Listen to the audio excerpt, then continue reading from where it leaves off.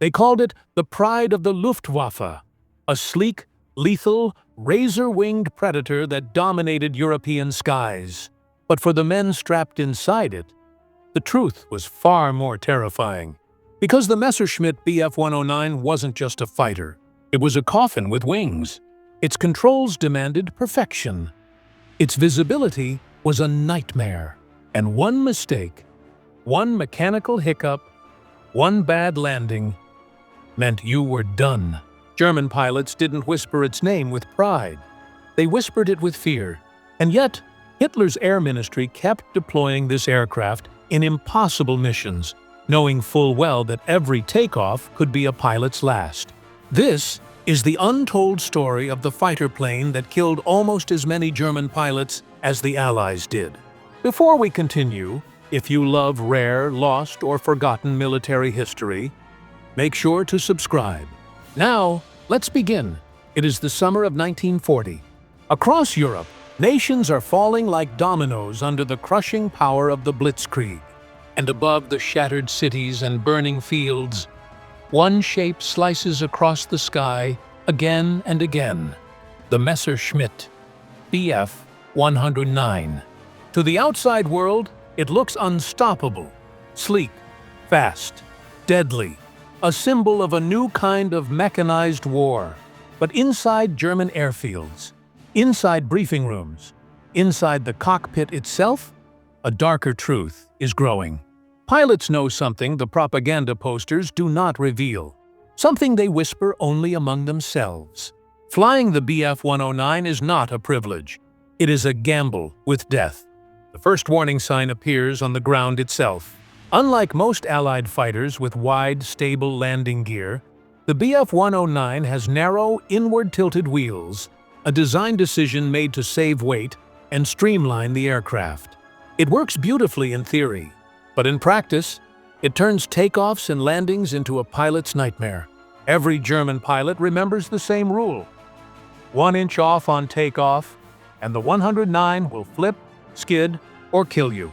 And many did.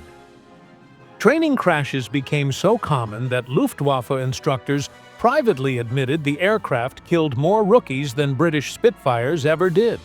But that was only the beginning. Once airborne, the 109 transformed into a demanding, unforgiving beast. Its engine, the famous Daimler-Benz DB601, gave enormous power, but at a cost.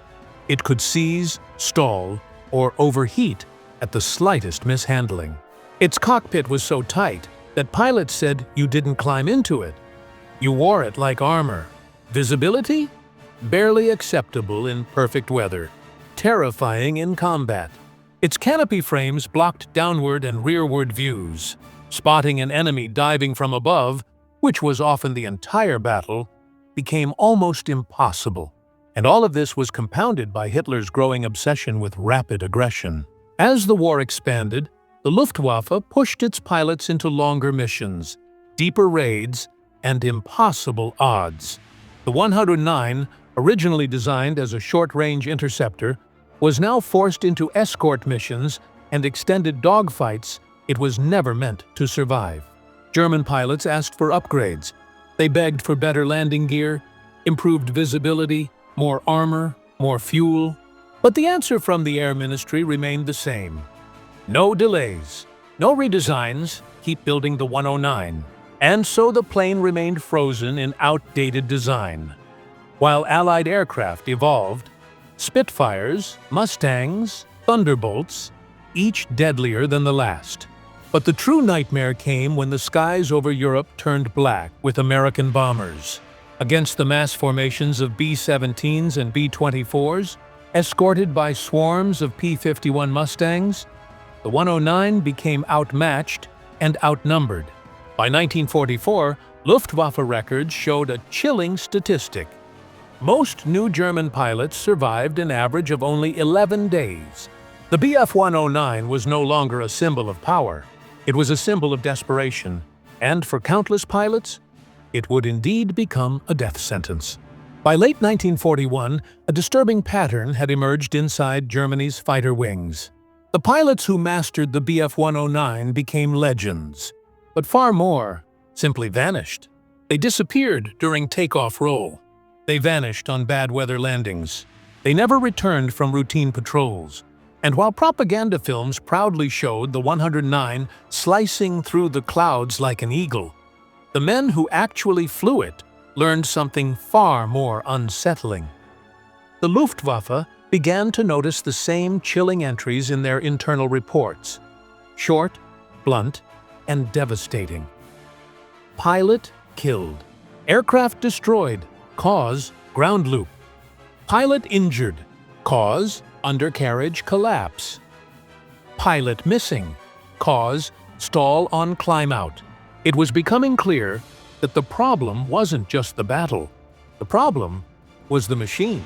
The Bf-109's greatest flaw was born from its earliest design philosophy. In the mid-1930s, the German Air Ministry wanted absolute speed. To achieve it, Messerschmitt engineers installed the landing gear directly onto the fuselage instead of the wings, making it strong and aerodynamic but disastrously narrow. This decision became a death trap. On muddy or snowy airfields, the 109 wobbled like a tightrope walker. A slight crosswind, the plane would twist violently. One brake too strong, it would flip over its nose. Luftwaffe veterans joked grimly, "You survived the battle? Good, now survive the landing." But the most terrifying part wasn't the danger. It was that every German pilot knew this flaw would never be fixed. Hitler's Air Ministry refused any major redesigns because shutting down the production lines, even for a few months, meant fewer aircraft at the front. So the pilots were told to adapt. And if they couldn't, the 109 would kill them before the enemy ever fired a shot. Then came the cockpit, small, cramped, suffocating. So narrow, in fact, that pilots joked they couldn't scratch their nose once strapped inside. But the real issue wasn't comfort. It was survivability. The armored seat was thin. The canopy couldn't be opened easily in emergencies. And in early versions, if the aircraft flipped over on landing, which happened often, the pilot would be trapped, upside down, inside a burning machine. Multiple Luftwaffe training base commanders sent furious memos to Berlin, demanding an escape hatch. For years, nothing happened. Only after dozens of pilot deaths did the factory quietly add a tiny emergency release system, one that frequently jammed. Every German pilot knew this haunting truth. If the 109 turns over, you're not getting out. And then there was the view. The canopy frames were thick. The rear visibility was almost non-existent. Even looking down to spot enemies below was difficult. For rookie pilots thrown into the chaos of real combat, it was a recipe for disaster. British Spitfire and American Mustang pilots could swivel their heads freely, scanning the sky like hawks. German pilots? They were fighting half-blind. This flaw became fatal in 1943, when the skies over Germany filled with American escort fighters. U.S. pilots often approached from below or behind, angles the 109 simply couldn't see. A Luftwaffe ace summarized it perfectly.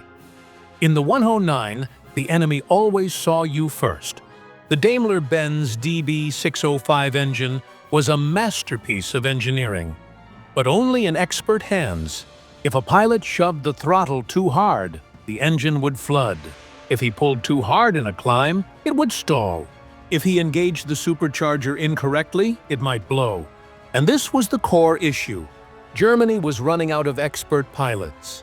The veterans from the Battle of Britain were dead or exhausted. The Eastern Front swallowed entire squadrons whole. By 1943, most new German pilots received only 110 flying hours before being sent into life-or-death combat, less than half of what the Allies received. The Bf-109 required mastery. It demanded finesse. It was built for elite pilots, but Germany was now sending barely trained teenagers to fly it. The result was catastrophic. In 1 month alone, over 40% of Luftwaffe losses were due not to Allied fire, but to accidents.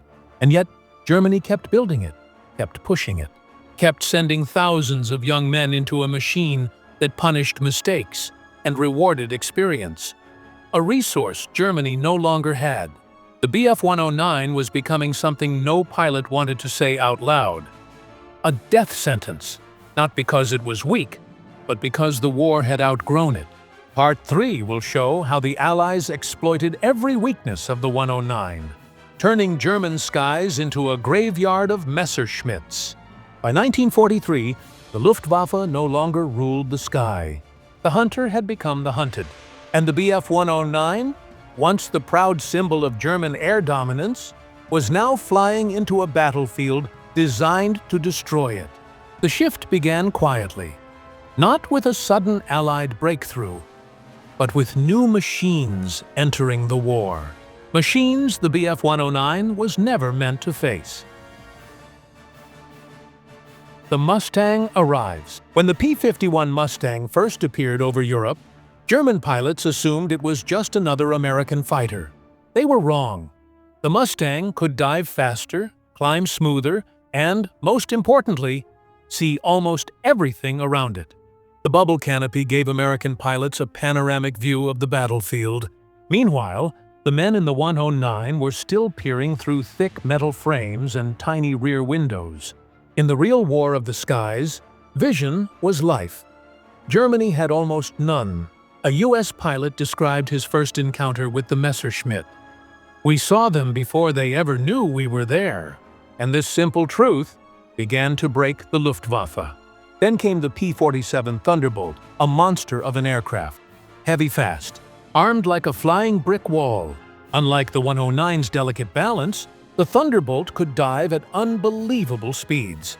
If a Bf-109 tried to follow it downward, the Messerschmitt's engine could choke, stall, or simply tear itself apart. German pilots learned quickly: chase a Thunderbolt, and you die. Even the 109's superior turn rate meant little. U.S. pilots began using energy fighting, zooming upward, diving downward, hitting hard, then disappearing before the 109 could react. The Germans had skill, the Allies had physics. And physics always wins. By late 1943, the 109 faced an even stranger nightmare: American bombers that could defend themselves. The B-17s and B-24s were no longer isolated giants lumbering across the sky. Now they flew in fortress-like boxes of interlocking guns. A single 109 diving into a formation could face dozens of 50-caliber machine guns firing simultaneously. The old tactic, attack from the rear, became suicide. German pilots switched to head-on attacks, but even then, the risk was enormous. One mistake, one misjudged angle, and the 109 would slam into a bomber at closing speeds approaching 500 Millitiet. The Luftwaffe's own internal analysis said it clearly: "We are losing more pilots than we can train." The Allies understood the Bf-109's weaknesses: its narrow landing gear, poor visibility, fragile engine, and dependence on veteran pilots. So they built their strategy around one brutal goal: force the Luftwaffe into constant combat. Every day, every hour, every mission, German pilots could barely sleep. Fuel shortages forced incomplete training. Airfields were bombed constantly. Even taxiing a 109 on a cratered runway could flip the plane onto its nose. Exhaustion became the silent killer. Engine failures increased. Takeoff accidents skyrocketed. Landings turned into nightmare scenarios of crosswinds, shell craters, and burned-out wrecks. One pilot wrote in his diary, "We fight the enemy with our guns, and we fight our aircraft with our hands." And then came the worst front of all: Russia. The vast distances, the freezing conditions, the improvised airstrips made of grass and mud. The Bf-109 was never meant for such brutality. Landing a 109 in deep snow often meant death. The wheels would dig in, the aircraft would flip instantly. Pilots had no way to escape if the canopy jammed. Even on good days, Soviet Yaks and LA-5s lurked just beyond visibility, waiting to ambush the 109s from angles the Messerschmitt pilots couldn't see. The Eastern Front became a graveyard of aluminum and ice. By early 1944, a chilling pattern emerged. The 109s were now outnumbered, outgunned, outclimbed, and outtrained. Every lost German pilot was irreplaceable. Every lost American or British pilot had a trained replacement waiting. The Luftwaffe was dying from both ends, destroyed in the air and drained on the ground. The once feared Bf 109 was now a symbol of a war Germany could no longer win. A machine kept alive by desperation, not superiority. What makes this part of history so tragic is simple. The Bf 109 was not a bad aircraft. It was brilliant for its time. But time moved on. Technology evolved. And Germany, trapped in a losing war with dwindling resources, kept forcing the plane into battles it could no longer survive.